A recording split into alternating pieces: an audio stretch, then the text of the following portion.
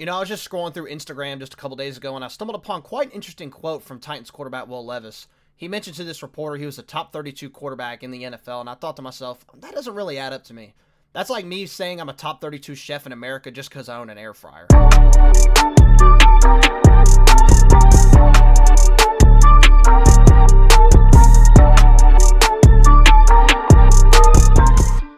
Alright, yo, what is going on, guys? It is your boy, the Football Falcon, also known as Shane, coming at you with the fifth installment of the prediction videos. We have already taken care of the entire NFC. If you have not checked those out, make sure to check them in the description. I got a whole playlist for those. But we are here today to start on the AFC South, and as you can tell from the intro, we are going to start this one with the Tennessee Titans and their offseason and recap, and obviously go over what I think the biggest question mark is entering the 2026 season, and then we'll get to the predictions. So here, starting out with the Titans and what they added and got rid of in the offseason. I think their biggest additions, obviously Wan'Dale Robinson, 4 years, $78 million, got 38 guaranteed. Going to be a nice slot receiver for Cam Ward. Hopefully he can be a nice upgrade and a high floor upgrade for this receiver room. Looking on the defensive line, they added Jermaine Johnson via trade, trading away former second-round pick Tavondre Sweat. Just kind of a player-for-player trade there. Jacob Martin, one of the more underrated signings, I would say, that not a lot of people talk about. I could see him being a solid contributor this season. He's always been an underrated player. He was good with the Texans. He was okay with Washington. I'm pretty sure he's even on the Jets. Did some good stuff for those teams, so that's pretty good. I do like that addition as a nice little edge depth signing. Jeffrey Simmons got re-signed and brought back here as well. Solomon Thomas was acquired in a trade with the Jets. One of Salah's guys, obviously, somebody you got to bring in. Alontae Taylor and Cordell Flott, they had two corners that have, kind of been in interesting career paths. Cordell Flott, a former day 2 pick, I believe, for the Giants. He was just okay for them. Alontae Taylor, second-round pick for the Saints out of Tennessee, comes back home to where he went to college. Joshua Williams, the former Chief, comes over here as well, so they revamped their secondary. But other than that, not a super noisy offseason. Cordell Volson, Austin Schlottman, whatever, just kind of depth additions there. And we'll go ahead and get started here with the predictions. The Tennessee Titans, week 1, they open up against the Jets, the Robert Saleh revenge game, and I am going to take the Titans to win this one. And I'm going to say this right now, there is no way they lose this game. Number one, I think the Titans are the better roster, but that's not even the main reason why I think they're going to win this game. Number two, they're honoring Chris Johnson, who's, obviously had the ALS stuff and was diagnosed with that. Really, really sad stuff there, but I think that team's just going to be motivated to beat the Jets that day, and it's just no way it happens, right? No way they come out and lose their opening home game after honoring Chris Johnson. There's just no way that happens. So I'm going to take the Titans in that one. That might be a little bit of a bias or homer pick, but that's just what I'm going to go with there for the Titans there. Week 2, they do host the Eagles. I am going to take the Eagles in that one. Week 3, they go to New York, and I think they're going to upset the Giants. And I know I've been high on the Titans in these previous videos, and, man, it's just because of the culture they're going to be building, man. I'm so excited for Robert Saleh and stuff. Obviously, Brian Dable is a big addition to the OC room. The only bad thing about having a defensive-minded head coach is if the offense is good while they're under them, they're most likely going to get a head coach job or, another job somewhere else. Literally, think about it last year. Mike McDonald, defensive mind. Clint Kubiak does a great job with Seattle, and now he's the head coach of the Raiders. So hopefully Brian Dable stays in Tennessee for a little while. I know he was a real big fan of Cam Ward coming out of the draft. He really wanted him, wasn't able to get him, obviously, but now he's here, so that's a thing as well. And also, one thing I was going to mention, too, my biggest question mark for the Titans, obviously, number one is Cam Ward, the franchise guy. You picked him number 1 last year. Obviously, you hope he can be the guy, but I think there's something even bigger than that, and that is this offensive line. Dan Moore obviously got completely overpaid in the offseason last year, coming over from the Pittsburgh Steelers. J.C. Latham obviously entering a pretty big year for him. He's probably a guy that you want to see take that next step up as a top 10 pick just a couple years ago. And then the interior kind of scares me, man. I like Skoronski. He's probably your best guy. I do love Skoronski. Former, I'm pretty sure, number 11 overall pick.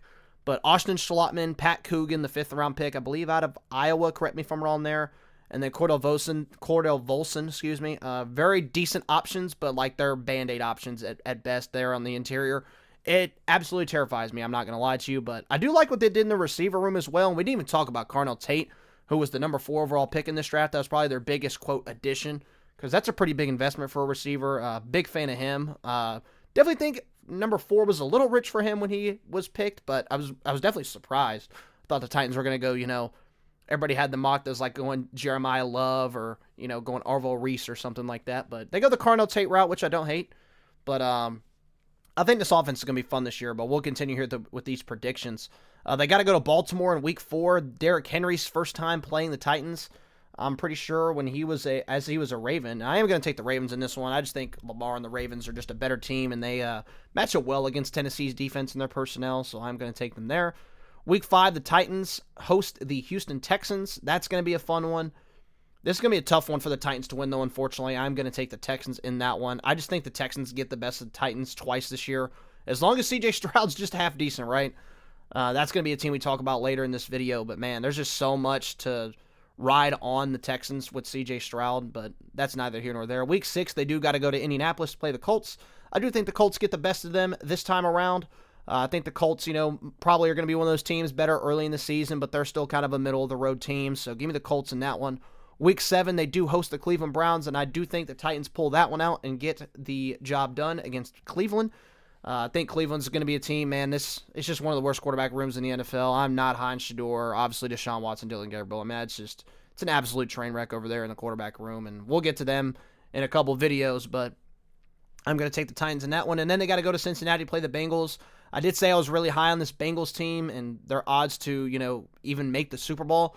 And I'm going to take the Bengals here in Week 8. So I have the Titans in the first 8 weeks. They get a Week 9 bye, which is nice. I do like the middle of the season bye. That's definitely what you want to have. I got the Titans right now 1, 2, 3, 3 and 5 heading into the bye, and this is the biggest stretch of their season coming off the bye. They host the Jaguars coming off the bye, which is nice. And I am going to take the Titans here, and obviously, these two teams have a little bit of history, at least their head coaches, Robert Saleh and Liam Cohen kind of went after it last year. Don't know if it was really some real drama or if it was just kind of some stuff for the clicks or whatever, but I do like the Titans to upset the Jags this year at least once, maybe twice. We'll see. But I think it's going to be good. It's going to be a good 2 games between these two teams. Very competitive groups there. I do have the Titans going to Dallas and losing in Week 11, and then Week 12 they get the Jaguars again in Jacksonville. Going to be fun here. I ultimately do think these teams will split, though. It's going to be a fun, interesting season for both of these teams, and I don't know who's going to win this division. I think this division is completely wide open. I do have the Titans going on a nice little streak, though. I did have them beating Washington, and then their upset of the season going into Detroit and beating the Lions. That is a complete hot take game that I predicted, and I think the Titans do get that one ultimately. And then Week 15, they're going to get their 3rd win in a row, beating the Indianapolis Colts in Week 15, as they are ultimately, I think, going to split. I think that's just a good matchup for the Titans. Just obviously Jonathan Taylor, can he stay healthy for Indianapolis and all that good stuff, but I do think ultimately the Titans get the best of them there, and they split. Week 16, they do got to go all the way to Las Vegas, and the Raiders are going to be one of those teams that's so hard to predict this year. I do like the Clint Kubiak hire. I like Fernando Mendoza. I do like what they have, and I think they're going to have some building blocks. Ultimately, I am going to take the Titans in this one, so I think the Titans get hot later in the season. 4 wins in a row here after Week 12, after losing to the Jags. They're going to beat Washington, Detroit, Indy, and the Raiders. But I do have them, I think, dropping these last 2 games to the Steelers and the Texans. Ultimately, I think the Steelers, are a team that kind of match up well with Cam Ward and his play style. They got a great edge room. Obviously, T.J. Watt, what's he looking like nowadays? But I do think Alex Highsmith, Jack Sawyer, those guys are just going to be really hard to play against. And I think the Steelers have one of the better defenses in the league, just kind of underrated, not really talked about as much as the elite groups like the Texans and the Broncos. But ultimately, I do think the Texans do sweep the Titans. And I got the Titans at 8-9, just missing the playoffs. I think they're going to be in prime position to make it, but things just might not add up here. And, they might just come short in year 1. Maybe just things don't click until later in the year like I predict. And that's kind of where I got the Titans at. I think 8-9 is a very fair record for them. But I think this would be a good, achievable season for Tennessee. If they come out and they go 5-12 or whatever, or 4-13, 6-11, you're looking at it going into year 3, and you're like, man, I just don't know, man. Is this team going to take that next step with Robert Saleh? But I think they're going to be good enough this year to where they're going to be competitive. They're going to be feisty. They're going to win games you don't expect them to. But I think they're going to come up just short of making the playoffs, and that's where I got them at 8-9. So I think that's pretty fair for the Tennessee Titans. Let me know what you guys think. But as we're going to go on to the next team here, we're going to go head down to Duval for the Jacksonville Jaguars. Let's get right into it, baby. Alrighty, here we are on the Jacksonville Jaguars, and every time I think about this team and who their head coach is, I can't get that Duval intro press conference out of my head. I mean, it's just so funny. Just listen to this. Duval. But anyway, here we are on the Jacksonville Jaguars, a team that is coming off a big season, winning 13 games with Liam Cohen in their first year. But I'm going to be honest, man, this is a team that I personally am a little lower on compared to most. I think they had some pretty notable losses in the offseason, especially Devin Lloyd, a Pro Bowl linebacker, and Travis Etienne going to New Orleans. I think those are two pretty sizable losses. And I think the biggest question for this Jaguars team heading into the year is, can the guys that had to replace them be good? Bashal Tutin, obviously, entering a big year 2 out of Virginia, I believe. 4th-round pick. Was okay as a rookie. Had some fun plays. Obviously, he's got a lot of question marks. Is he a proven starting running back? No, not yet. But if he can, break through and be good, that's awesome. If not, you have questions there in the running back room. They bring in Chris Rodriguez. Fine. He's a hard runner. LaQuint Allen, Mir Abdullah are 3rd down backs. So that's kind of what you're working with there. Obviously, losing out on Devin Lloyd in free agency as well. They actually don't really add anybody super notable. Ventrell Miller, obviously, is a guy that played okay for them out of Florida a couple years ago. Foysad Aluakin is also very solid. You kind of know what you're getting there. But another guy that's a big question mark this year is Travis Hunter. They said he's going to play corner a little bit more, which I wouldn't mind. But, he's got to stay healthy and be able to be out there for those guys. But I do kind of like everything else they did except for their draft. Nate Borkircher was their first draft pick. Wasn't really a big fan of that, but Emmanuel Pregnon was a solid addition out of Oregon, the 3rd-round pick. I think the Jaguars have a decent floor, but their ceiling, I just don't know. It's kind of just a hard team to predict, but let's get right into it here with Jacksonville.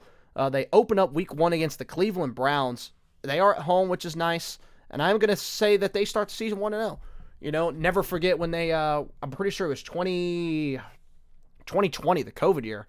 They were in week 1, and Gardner Minshew, after they win that game, was like, oh yeah, we're never satisfied with 1-0. They proceeded to then lose the other 15 games in that season and then tank for Trevor Lawrence. So that was pretty funny, but I don't know why that. I guess it's just because it's week 1 I brought that up. But anyway, week 2, they do got to go to Denver. That is a very tough matchup, and I'm ultimately going to take the Broncos in that game. I just think the Broncos are the better team. It's a tough environment, Mile High, so that's kind of why I'm going to go with the Broncos there. Week 3, they got to, and this is what I'm talking about with the Jaguars. Look at this schedule to start. After Cleveland, which is nice, but then they go to Denver, then they host the Patriots, who I don't think they're going to beat. I think the Patriots are the better coach team. Maybe it's close. I like Vrabel a lot. I'm just a big Vrabel guy. But A.J. Brown, obviously a big addition there. We'll get to the Patriots in a later video, but I do like what the Patriots did in the offseason. They, addressed the offensive line. They got a number 1 wide receiver. They even added Romeo Doubs from Green Bay, who was solid. So, like I said, just a tough schedule for the Jags here. And then they got to go to Cincinnati to play the Bengals week 4. I mean, that is the toughest of tough schedules. And not only that, they got to go to London after that, back-to-back weeks. That is just brutal, bro. Like, that is just horrible. I'm going to take the Bengals in this one, man. I mean, it's so hard for me to say the Jaguars are for sure better than one of the 6 teams they play in their first 6 games before the bye in week 7.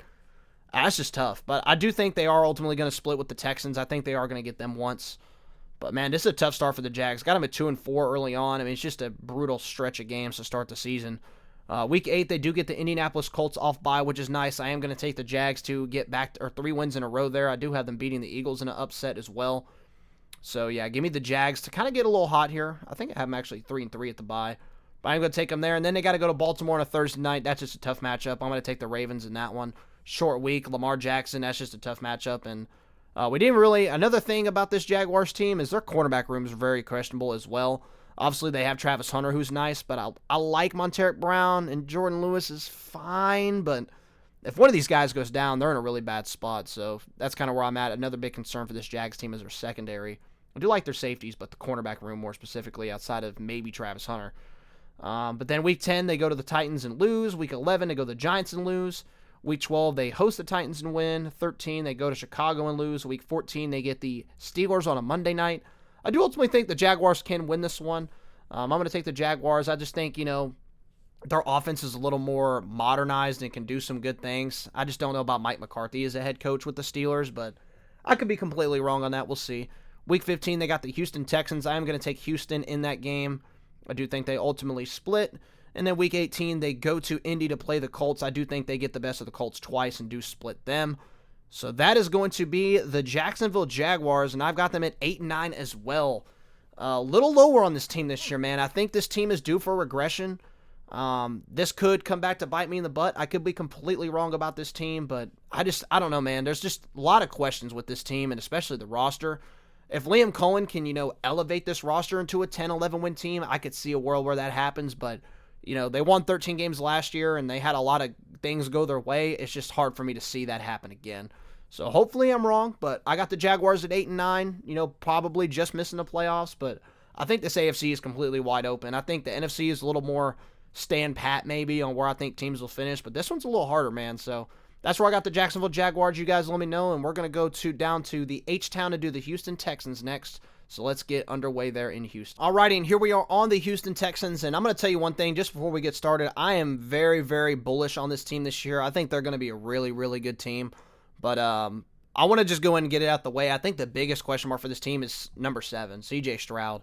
If he can take the step to just be the 12th best quarterback in the NFL like he maybe was as a rookie, I think this team's going to be really good, man. I think their defense is the best in the NFL with their roster. I mean, look at this defense, first of all. Will Anderson, obviously, who just got paid a lot of money.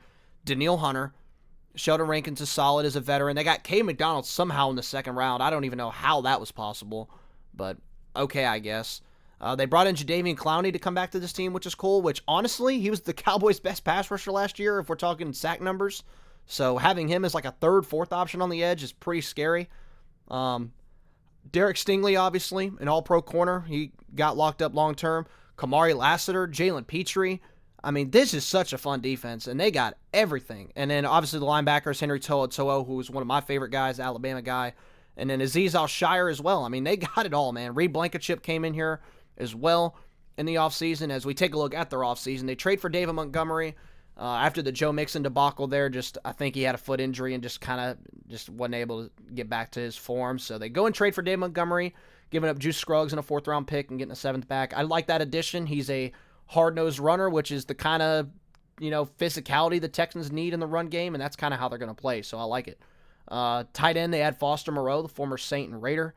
Dalton Schultz comes back here as well. Evan Brown, decent depth for O-line. Trent Brown as well. I do like him. Obviously, he's a pretty big tackle. Braden Smith was a nice value signing as well from the Colts. Ed Ingram. I mean, this team went straight O-line. Wyatt Teller coming in here as well. And then they got Will Anderson, Danielle Hunter. Obviously, they bring them back in long term. And then we already mentioned Reed Blankenship. So, I mean, honestly, they didn't really need a ton of additions. And then they trade for Marte Mapu because why not? I mean, and then they traded for a punter. Okay, whatever. But I'm very high on this Texans team this year, man. Let's just get right into it here. Starting week 1, they host the Buffalo Bills.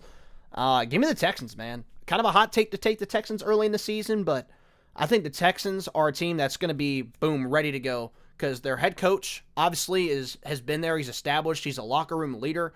And, is he the biggest X's and O guy as a, offensive guy? Obviously not. But defensively, he's going to have them humming, man. And that's just a great Week 1 matchup. They get the Bills, who aren't the best in the receiving game, in the receiving core, but obviously Josh Allen's a guy that's really good, but this team gave Josh Allen heck of problems last year. They kind of owned him in that one Thursday night game, I believe, and I remember because I started Josh Allen in fantasy in that game, and that didn't work out too well.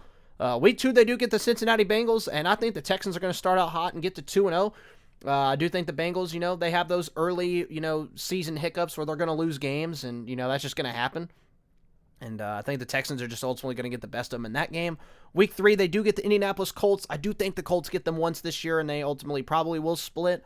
I did mention before that the Colts are going to be a team I think starts better early in the season. So, that's kind of where I just have the Colts winning that one. Week 4, I do have them losing to Dallas. And then I have them going to the Titans and winning. Then they go to London and play the Jags and lose. And then they come back and redeem themselves coming off before the bye to beat the Giants in Week 7 as they get the Week 8 bye, which is a nice time for a bye week. I like it. Then Week 9 coming off of that, they go to LA to play the Chargers. I think the Texans have owned Justin Herbert the last few times they played him, and I think it's not going to change. I think the Chargers have a fun team this year and definitely can be a playoff team. But, man, like I said, I'm just very high on this Texans team. And can C.J. Stroud please just be the 12th best quarterback in the league so this team can, have a historic season for the franchise? Because the Texans are one of the few teams, they've never even made the AFC Championship game.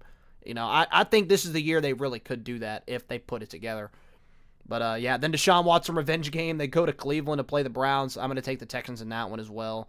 And then I have them getting hot again and off the short week beating the Colts. So 4 wins in a row for the Texans. I did have the Colts beating them in Week 3, so yeah, I'll give them the split there. And then they host the Baltimore Ravens off a mini bye.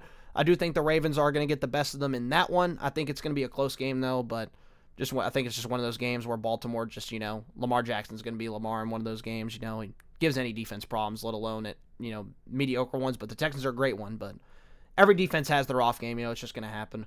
Week 13, they got to go to Pittsburgh to play Aaron Rodgers and the Steelers. Ultimately, I do think they dropped this one as well. Obviously, Aaron Rodgers lost to the team last year in the playoffs, but I think Aaron Rodgers is going to have a chip on his shoulder and circle this one on his calendar and get some get back here against the Texans, as I have them beating Washington and the Jags and the Eagles and the Packers and the Titans. So to get 5 in a row to end the season, I've got the Texans sitting at 12-5 in the AFC and probably easily winning this division. I just don't think these other teams right now are on the Texans' level in terms of defensive talent and the upside this team can really reach. I just think the Texans are going to be really good, man. I don't know. I don't think it's controversial to say, but that's where I got the Texans at 12-5. I will say if C.J. Stroud plays like he did towards the end of last year, this could be a 10-7, 9-8 team, but I think the defense is so good that I don't think that they're going to be held back to where they miss the playoffs. Like at minimum, this team's got to win 9 games, 8 games if a couple things go wrong or injuries happen. But if we're talking no injuries, anything like that, I think the Texans are going to be one of the best teams in the AFC, and I'm very high on this team. So I got them at 12-5, and we're going to finish things off here with the Indianapolis Colts, and honestly a polarizing team to talk about. So let's get right into it here in Indianapolis. Alrighty, guys, and we are here on the Indianapolis Colts to finish things off here in the AFC South. And, man, this team's got a lot of interesting, polarizing players and things to talk about. And let's just get started here, man, with the Indianapolis Colts. They bring back Daniel Jones, 2 years, $88 million with up to $100 million in incentives, getting $60 million guaranteed, $50 in year one. Originally received the transition tag. Obviously, he's coming off the torn Achilles. This team was 8-1 last year. They were probably the hottest team in the NFL at the midseason mark. And then once that injury happened to Daniel Jones, this team absolutely fell apart, missed the playoffs. So, going to be an interesting team this year. They re-signed Alec Pierce. They give him 4 years, $114 million, getting $84 million guaranteed. That is a lot for Alec Pierce, who in his career has had 50 receptions one time, and that was last year. I'm not the biggest fan of that extension. I would have let someone else pay him that. I just think his skill set's kind of replaceable. Obviously, it is a skill set that is nice to have, like the Packers paying Christian Watson, for example. That vertical stretching part of your offense, you need that. But he's their best guy. That's kind of the problem, right? Like, I like Alec Pierce. He's got tools to be a good deep threat, but he's not a consistent, break tackles guy, run after catch guy. He's going to run fast and run deep and catch the ball. And that's it. I do like him, though, for what he is, but 4 years, $114 million to me was a little rich. They bring in Nick Westbrook-Ikine. I actually do like this as a depth veteran receiver addition, formerly of the Titans. Molly Cox comes back here. It seems like he's been here since 2013. Michael Clemens, a former Jet, coming in. Arden Key, former Titan, coming over here. 2 years, $20 million. Whatever, kind of decent addition. Derek Nottie, Jerry Tillery. Colby Wooden acquired in a trade with the Packers for Zaire Franklin. Okay, I guess. Akeem Davis-Gaithers bounced around from the Bengals and the Cardinals. Cam Taylor-Britt, I do like. Solid addition. He's very polarizing, though. He has really good games, really bad ones. So what you get there is what you get. And then they brought in a kicker in Blake Grupe. And then looking at their draft, they don't have a first-round pick in next year's draft. They didn't have one in this year's draft because they traded 2 ones to get Sauce Gardner, who didn't play much for them in the first place because of injury. So this team's got a lot of holes. I do like the C.J. Allen pick out of Georgia. I think he's got potential to be okay. Bryce Betcher, the Baylor linebacker, if I remember right. The biggest question for this team, I don't know, man. It's honestly really tough. Obviously, the obvious one is, can Daniel Jones look like Daniel Jones of last year to start the season, coming off that Achilles tear? But Jonathan Taylor obviously has got to stay healthy. I mean, Jonathan Taylor has to stay healthy. If he goes down or Daniel Jones goes down, this team is cooked. They're going to be one of the worst teams in the league this year. So hopefully that's not the case. And I know that, when Jonathan Taylor does play and he's healthy, they run him into the ground. Obviously, he had the most NFL touches last year with 323. So I'm not going to lie. I don't wish injuries on anybody. And obviously that's not something I wish at all. But expecting Jonathan Taylor to, have a fully healthy 350 touch season again, it just with how his career has trended, I just don't count on it happening. Which is going to play in a little bit to my predictions, but I think the biggest question mark for this team other than that, and Alec Pierce is also injured right now, so he's on the PUP, so is he going to be right? I don't know, but he's got an ankle injury going on. Hopefully he can get back, but can Daniel Jones return to 100% off the torn Achilles? That is the biggest question mark, obviously, and then can this team, have a complimentary pass rush? JT Tuimoloau was a second-round pick out of Ohio State. Latu's been fine. He's been cool. But if one of those guys goes down, this team has no pass rush at all. DeForest Buckner's aging. Grover Stewart's aging. They're solid players, but, man, they got some question marks for sure. Let's get right into the Colts, though. Their first 2 games are absolutely diabolical. They get to host the Baltimore Ravens, which I don't think they win. And then they got to go to Kansas City to play the Chiefs, and I just think they drop those 2 games because they're just not going to be as good as people say early on. And these 2 games are just tough. I mean, what else do you expect me to do here? Host the Ravens, go to Kansas City, Houston, Washington. I have them winning, back-to-back games, but it's just a gauntlet of a schedule. Then they got to go to Pittsburgh to play the Steelers. I don't like them in that game either. I'm going to take the Steelers in that one. I just think Aaron Rodgers and those guys are just a gritty team, and they're going to find a way to make things happen. Just looking down the line here, they do beat the Titans. I think they get them once just because division games are so unpredictable. Do have them losing to the Vikings in Week 7 and the Jags in Week 8 and Dallas. But guess what? They get the Miami Dolphins. The Miami Dolphins are probably going to be one of the worst teams in the NFL this year just based on their roster. I do have them beating the Dolphins in Week 10. Then losing to the Texans and Giants heading into that Week 13 bye. And then they get gifted with the Eagles in Philly off the Week 14 bye. I do not have them winning that game. I do have them losing to the Titans in Week 15. Then they get the Bengals in Week 16. I'm going to take Cincinnati in that one. Just like I said, I think the Bengals are also going to be really good this year. And then Week 17, they go to Cleveland to play the Browns. I will take the Colts in that one. And then they go to Jacksonville in Week 18. So I'm lower on the Colts. I've got them at 5-12. Yikes, that's all I'm going to say. Obviously, this team could absolutely prove me wrong and be better than this, but there's just so many factors and variables with this team that I'm just like, there's no way this team wins 9-10 games. Daniel Jones, he was good last year, but, he's coming off an Achilles tear. That is not an easy injury, especially for a quarterback. It's just a lot of question marks. Alec Pierce, we don't even know is 100% healthy. I like Josh Downs as a slot receiver, but if Alec Pierce goes down, this team is cooked in the receiver room. I do love Tyler Warren, who is a building block for this team, but just too many question marks, man. I think this team's going to be picking in the top 10, top 5, top 7, wherever, heading into this draft. I'm just not high on this team this year. Hopefully I'm wrong for Colts fans' sake. I got some people out there that are some Colts fans, but that's where I got the Colts, man. So recapping the AFC South, I've got the Texans going 12-5, the Jags going 8-9, the Titans going 8-9, and the Indianapolis Colts going 5-12. So kind of controversial takes, but this is just where I think teams are going to finish. So, you guys let me know. This is why the comment section is open. You let me know if I'm super low on the Jags or if I'm too high on the Titans, too low on the Titans. Texans, it's 12 wins a lot. And then obviously the Colts being 5-12 is probably one of the more surprising ones, but that's just where I got the guys. So coming up next, we're going to be doing the AFC North with the Ravens, Bengals, Steelers, and Browns. So make sure to be on the lookout for that. But that's going to do it here for the AFC South. Hopefully you guys enjoyed. Make sure to leave a like, comment, and subscribe if you haven't. And make sure to check out the NFC videos if you haven't yet. And it's your boy, the Football Falcon, and I'm out. Peace.